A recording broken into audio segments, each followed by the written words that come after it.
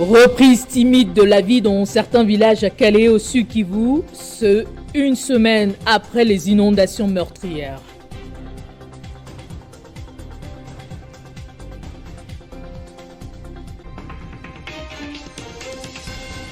Une cinquantaine de journalistes fait face à des difficultés multiples pour avoir fui certaines zones de combat afin de trouver refuge dans la ville de Goma au Nord Kivu. Vous suivrez l'un d'eux dans ce journal. Le 12 mai de chaque année, on célèbre la journée internationale de l'infirmière. Elle est inscrite cette année sous le thème « Nos infirmières, notre futur ».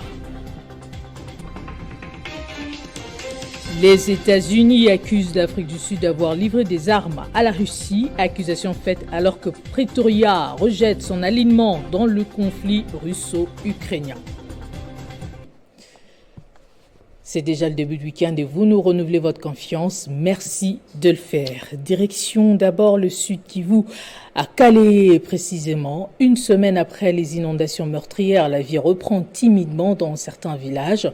Les rescapés essayent tant bien que mal de se reconstituer avec les moyens de bord, malgré les difficultés et le chagrin. Dossier de la rédaction.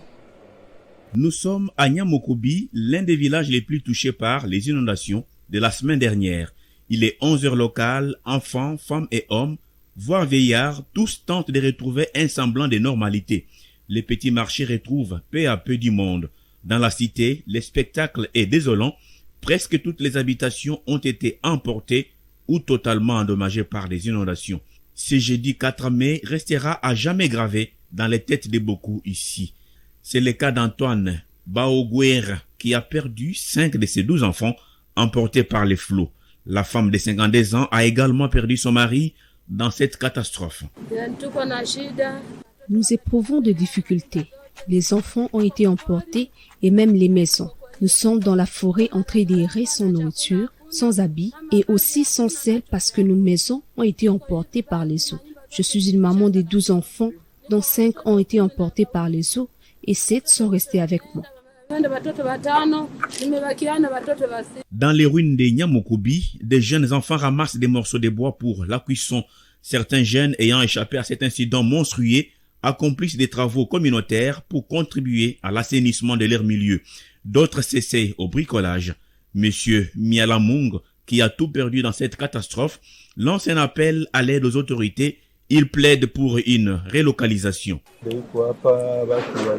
Ma maison était non loin d'ici, mais emportée par les eaux avec un enfant. Nous demandons aux autorités du pays de nous aider avec l'endroit où habiter, de nourriture et habits, car nous n'avons plus rien. Du côté du gouvernement de la République, les dispositions sont prises pour gérer les urgences. Le porte-parole du gouvernement a rassuré que les rescapés seront relocalisés sur un nouveau site près de l'aéroport de Luena. Parmi les mesures urgentes qui ont été prises, c'est la relocalisation de populations riveraines qui vivent aux côtés de rivières qui ont connu de crues et qui ont connu des inondations. Le gouverneur m'a dit tout à l'heure qu'ils pourront être relogés du côté de l'aéroport de Luena en attendant de mesures qui viendront dans l'avenir. Malgré l'assistance du gouvernement central, les besoins restent énormes. Plusieurs centaines de ménages continuent à passer la nuit à la Belle Étoile. Des écoles et plusieurs autres infrastructures restent au risage. La situation sécuritaire dans l'est de RDC n'épargne personne et on fuit certaines zones de combat pour trouver refuge. Dans la ville de Goma, chef-lieu du Nord Kivu, une cinquantaine de journalistes fait face à des difficultés multiples. Contacté par notre rédaction, Eugène Rwanzé, représentant des journalistes déplacés et rédacteur en chef de la synergie Saouti Yawahami, lance ici un SOS. Ça fait près de 6 mois qu'une cinquantaine de journalistes déplacés venus du territoire de Rutshuru et de Masisi, ils sont en ville de Goma. Et ils ont tenu pendant tout ce temps grâce à l'appui de certains différents partenaires des médias, avec l'appui technique de l'Union nationale de la presse du Congo, INPC, section du Nord Kivu. Mais le projet qui nous encadrait, nous journalistes déplacés, est fini depuis le 30 avril dernier. C'est-à-dire pour l'instant, les conditions de vie sont déplorables et difficiles. Et donc, pour certains journalistes déplacés, ils sont en train d'envisager comment regagner dans leur milieu d'origine, notamment à Rutshuru et Masisi. Mais vous savez que ce sont des entités qui sont jusqu'à présent sous contrôle des forces non gouvernementales. Et donc, à cette occasion, nous pensons que c'est important que les différents partenaires puissent songer comment est-ce qu'ils peuvent venir en appui à ces journalistes déplacés et surtout sur les plans techniques et sur les plans comment ils peuvent survivre pendant ces temps. Mais nous remercions Télé 50 pour cet espace avec son patron de l'espace 50 pour l'espace nous accordé et nous pensons que nous allons une fois de plus trouver grâce à cet espace de partenaires qui peuvent songer pour la suite de ces journalistes qui sont en déplacement ici à Goma. Initialement prévue pour ce samedi 13 mai, la marche de l'opposition a été renvoyée au 18 mai prochain, décision prise de manière consensuelle entre l'hôtel de ville de Kinshasa et les secrétaires généraux des partis politiques et organisateurs de cette activité. Dans le communiqué de l'hôtel de ville, le gouverneur Jean-Tini Ngobila a évoqué des raisons sécuritaires, mais côté organisateur, cette marche est maintenue pour demain. Marcheront-ils les 11 ou les 18 mai 2023 ? En tout cas, les opposants congolais sont déterminés à aller jusqu'au bout de leur logique, en dépit de la décision du gouverneur Jean-Tini Ngobila. La première raison qu'il a évoquée, c'est vision facile de Jekobea. Et le Sangabo vont marcher le même jour, on reporte. Et la deuxième raison, c'est que selon lui, il y a beaucoup de Koulouna à Kinshasa qui ont reçu l'argent.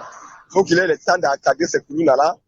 Et puis l'armée pourrait s'entraîner ici à Kinshasa. Donc, il faut qu'on reporte. On a décidé, en âme et conscience, de maintenir la marche.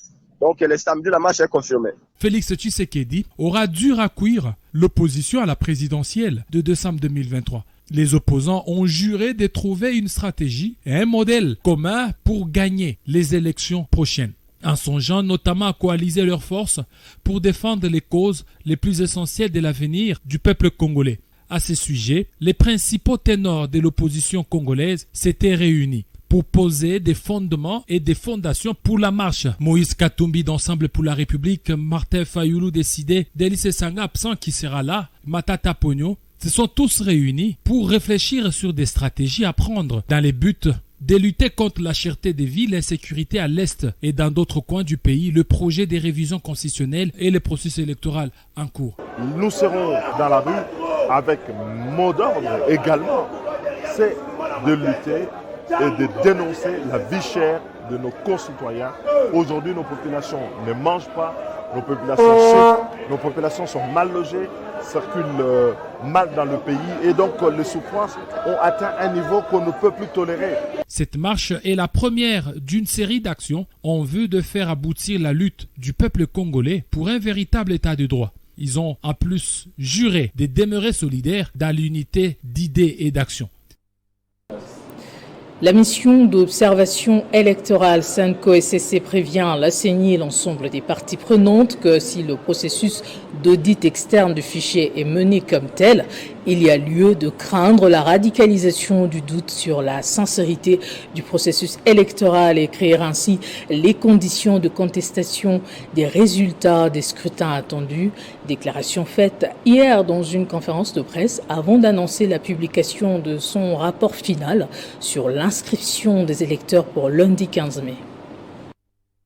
La MOE SENCO-SSC prévient la CENI et l'ensemble des parties prenantes que si le processus d'audit externe du fichier est mené comme tel, il y a lieu de craindre la radicalisation du doute sur la sincérité du processus électoral et créer ainsi les conditions de contestation des résultats des scrutins attendus. La CENI aura ainsi manqué une des bonnes occasions pour crédibiliser ce processus. Il est donc de l'intérêt de la CENI et du processus électoral lui-même qu'un organisme indépendant, expérimenté sur la matière, soit identifié et invité pour réaliser, en impliquant quelques experts nationaux, ce travail dans les délais convenables, respectant les conditions qui préserve la souveraineté nationale sans offenser l'indépendance du dit organisme. La MOE Senko SCC annonce la publication de son rapport final sur l'inscription des électeurs pour le lundi 15 mai 2023 prochain. Elle attend encore les réponses à son questionnaire soumis lors des journées portes ouvertes et réitère la demande à la CENI consistant à la convocation d'un cadre de concertation où certaines préoccupations liées aux opérations d'identification et d'enrôlement des électeurs devraient être traitées. La situation générale du Lualaba était au cœur de l'audience accordée par le Premier ministre à la gouverneure de cette province. Fifi Masuka a présenté à Sama Lukonde la santé économique de sa juridiction avec l'accent sur la flambée du prix de la farine de maïs sur le marché et les dispositions prises par son gouvernement pour y faire face. Dans la continuité de son séjour de travail à Kinshasa, la gouverneure du Lualaba a eu droit à l'hospitalité du Premier ministre. Marie-Thérèse Masuka Saini a fait part à Jean-Michel Sama Lukonde Kyenge de la situation générale de la province. Il s'agit notamment de la santé économique du Lualaba avec en toile de fond la rareté de la farine de maïs dont le prix a pris de l'ascenseur sur le marché. Masuka Saini a informé le numéro 1 du gouvernement des Warriors sur les dispositions prises par son équipe en important une quantité importante de cette denrée de première nécessité à ses administrés à un prix abordable. La situation économique est très préoccupante dans l'espace du Katanga, mais dans la province du Lualaba, nous sommes en train de surmonter un tout petit peu. Une bonne nouvelle pour la province du Lualaba. Nous avons en tout cas fait beaucoup d'efforts, ce qui fait qu'aujourd'hui, la population est en train d'acheter la farine de la province à un prix passable. Nous sommes venus pour entendre les numéros 1 du gouvernement par rapport à ces instructions, comment nous devons améliorer davantage la situation économique que nous avons aujourd'hui. La situation sécuritaire était aussi passée au peigne fin dans cette audience accordée par le 27e Premier ministre de la RDC à la gouverneure Masuka. Cette dernière l'a mis au parfum des dispositions prises par son équipe gouvernementale pour sauvegarder la quiétude dans tous les 5 territoires de la province, poumon économique du pays. En ce qui concerne les autres rapports, c'est sur le plan politique ainsi que sécuritaire. Nous avons voulu aussi lui donner la situation générale de la province du Lualaba à ces jours. Nous faisons beaucoup d'efforts par rapport à la sécurité, par rapport à d'autres domaines afin d'améliorer tant soit peu les conditions de vie de la population. Auprès de Jean-Michel Sama Lukonde, Masuka Saini a présenté également le tableau des infrastructures construites dans le processus de changement d'image du Lualaba recommandé par le président Tshisekedi Tshilombo. Il était question ensuite, dans cet échange au sommet de l'État, de parler de l'évolution de l'union sacrée de la nation, plateforme chère à Félix-Antoine Tshisekedi Tshilombo après sa sortie officielle le 29 avril dernier. Lutte contre le phénomène Kuluna à Kisanso, 2 nuits successives des opérations pour mettre hors d'état de nuire les malfrats qui terrorisent cette commune. Le commandant de Moamba, le colonel Freddy Lifenge, appelle les populations de ce coin au calme et les invite à dénoncer tout cas suspect. Après 2 nuits des opérations intenses sur la traque des malfrats, communément appelés Kuluna, dans les zones des opérations Kisanso 1 et 2, voici les résultats. 80% des Kuluna de la commune de Kisanso sont arrêtés grâce à la détermination du commandant de la police de Moamba, le colonel Freddy Lifenge. Baye, Mosana Bango, Bobele kokende okote na batu na bandako. Mosana Bango, Bobele kosima machette, kozokisa batu. Mosana Bango, koiba. Mosana Bango, koviole. Voilà, raison na biso. Kokuta na lelo po ete biso na bango tokuta na farafar. Eza bongo te?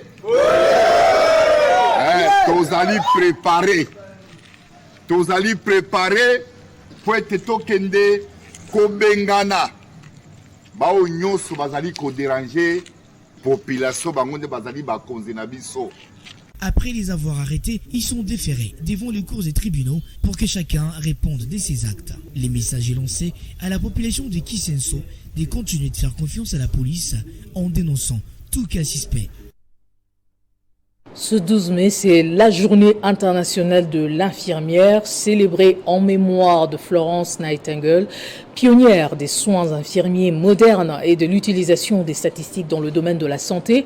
Elle est aussi célébrée en mémoire des nobles actes accomplis par les infirmiers pour la société. Cette année, elle est inscrite sous le thème « Nos infirmières, notre futur ». Nous avons joint à ce sujet Gisèle Madingui, elle est infirmière. C'est une journée où nous nous auto-évaluons pour voir ce qui ne va pas et puis améliorer ou bien prendre un nouvel élan pour bien marcher pour la suite des temps par rapport à notre métier de l'infirmier. Ce métier de l'infirmier est un métier noble. Infirmier, normalement, doit être une personne qui mérite des encouragements, des honneurs et aussi les respects. Pourquoi ça?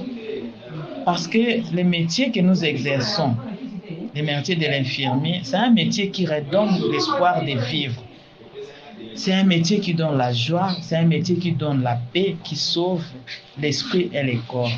Nous courons beaucoup de risques et nous nous sacrifions beaucoup par rapport à notre métier.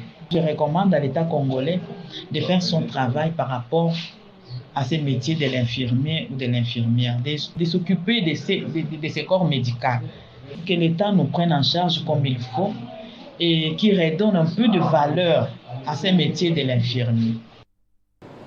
L'actualité sur le continent. Au Soudan, après quelques mois de guerre, les belligérants laissent entrer l'aide humanitaire en signant dans la nuit de jeudi à vendredi en Arabie Saoudite à Jeddah un accord. Il prévoit de dégager des couloirs aux civils pris au piège de sortir des zones de combat.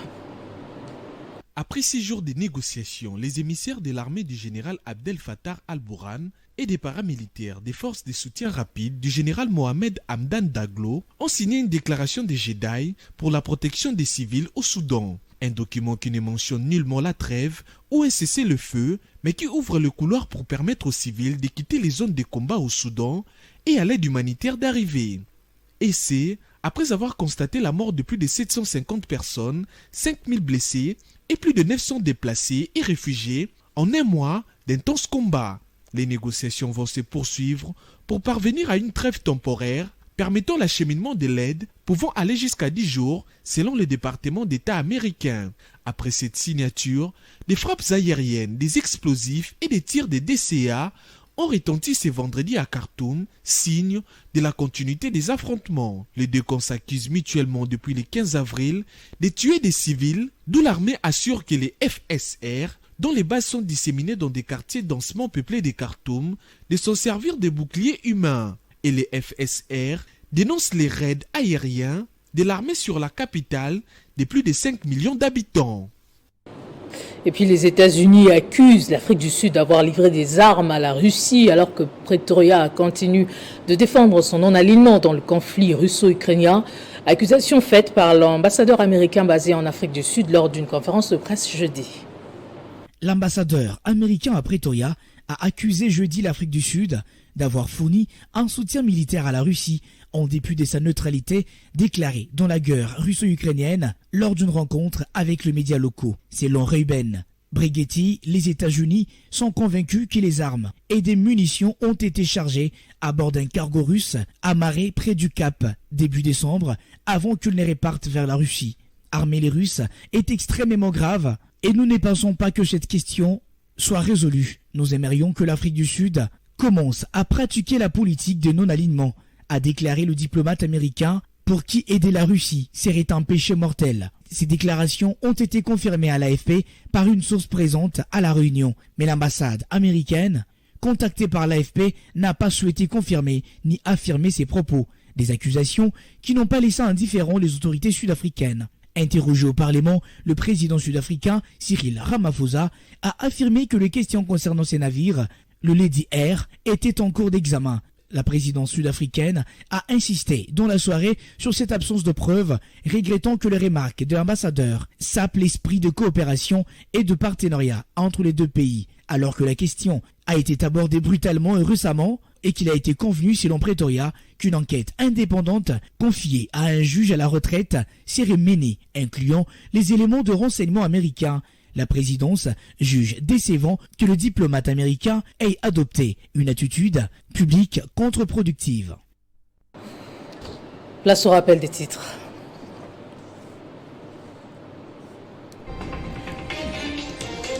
Reprise timide de la vie dans certains villages à Calais et au Sud Kivu, une semaine après les inondations meurtrières. Une cinquantaine de journalistes fait face à des difficultés multiples pour avoir fui certaines zones de combat afin de trouver refuge dans la ville de Goma au Nord Kivu. Le 12 mai de chaque année, l'on célèbre la journée internationale de l'infirmière. Elle est inscrite cette année sous le thème « Nos infirmières, notre futur ». Les États-Unis accusent l'Afrique du Sud d'avoir livré des armes à la Russie. Accusation faite alors que Pretoria rejette son alignement dans le conflit russo-ukrainien. Restez avec nous pour la revue de presse.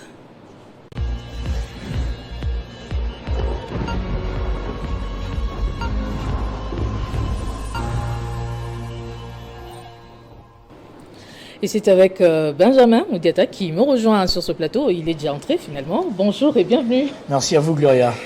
Entre interdiction du gouverneur et résistance de l'opposition, l'opinion se pose des questions. C'est à propos de la marche de l'opposition. Exactement Gloria. Les quotidiens parus ce vendredi dans la ville-province de Kinshasa s'y sont tablés sur l'épineuse question de la marche dite pacifique de l'opposition initialement prévue le 13 mais repoussée par l'autorité de la ville-province de Kinshasa, Jean Tiningobila, au 18. Entre maintien d'un côté et report de l'autre, les médias en ligne Actualité.cd a titré à sa une « RDC, malgré le report annoncé par Ngobila, l'opposition maintient sa marche pour ce samedi ». Dans ses colonnes intérieures, Gloria, ce média relaye dès l'entame de son article le propos de Martin Fayulu, l'une des figures les plus emblématiques de l'opposition. Pour les Congos, nous allons marcher ce samedi 13 mai. Nous devons sauver les Congos en disant non à la balkanisation, à l'insécurité grandissante, à la vie chère et au processus électoral chaotique, a déclaré Martin Fayulu, le président de l'ECD. Pour l'interview .cd qui aborde les motivations qui ont poussé Jean Tiningobila à repousser la marche au 18. Il y a ce média qui titre RDC, la marche de l'opposition initialement prévue le 13 et repoussée au 18. Dans les corps de l'article, ce média rapporte que selon les sources de l'hôtel des villes de Kinshasa, ce report est motivé par des considérations sécuritaires.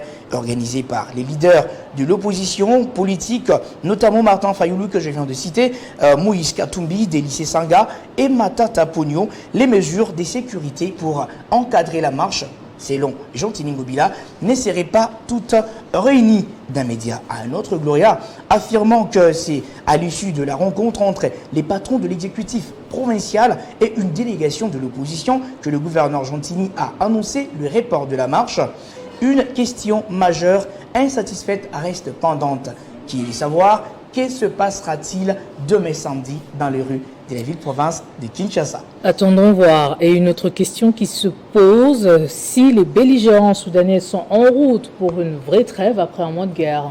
Exactement, Gloria. En tout cas, c'est la question que se posent la plupart des tabloïds qui abordent cette question. Prénom RFI.fr, ce site français qui a titré à ce sujet « Soudan a un début d'accord vers une véritable trêve ». Une question suspendue. Ce média relate que dans la nuit du 11 et 12 mai 2023, les leaders des deux camps belligérants au Soudan ont signé un accord pour autoriser l'accès de l'aide humanitaire. Ce n'est pas encore un cessez-le-feu, tout juste une déclaration d'engagement à protéger les civils, précise un responsable américain qui a pris part à ces discussions. Le média français 20 minutes, de son côté, titre « Conflit au Soudan ». un accord pour respecter les règles humanitaires, mais pas de trêve, Gloria.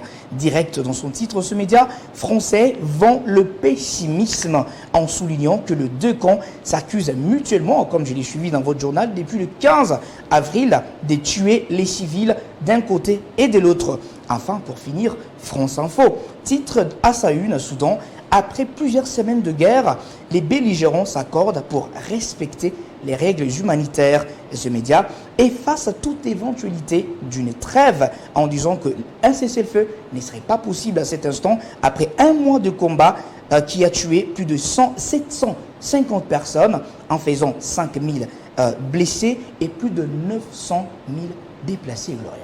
Le bilan assez lourd. Très lourd. Merci Benjamin Moudiata pour ce tour d'horizon.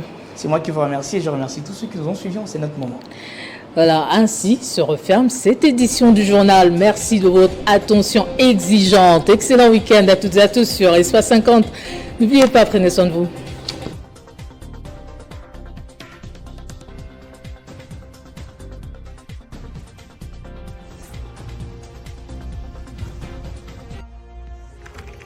L'actualité reste incontinue.